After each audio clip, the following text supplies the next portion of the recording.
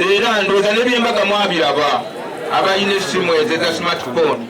Kati abadde munnange nnyo nga tuli mu kuzannya TikTok, naye bannange kyakusaalirwa nnyo okubibwako Asia.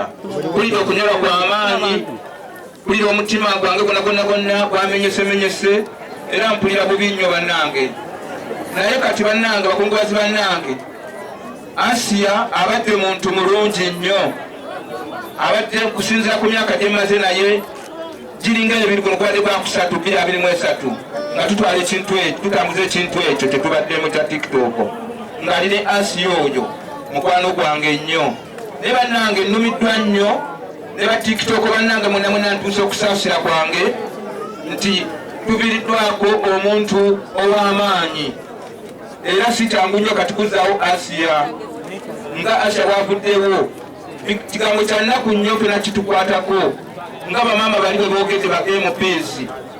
Asia abadde muntu wa mugaso nnyo eri eggwanga lino Uganda. Naye bannange, bakungubazi bannange, Asia akoze ebintu bingi, era ensonga abantu bonna basinga obungi bali badde baagala nnyo Asia.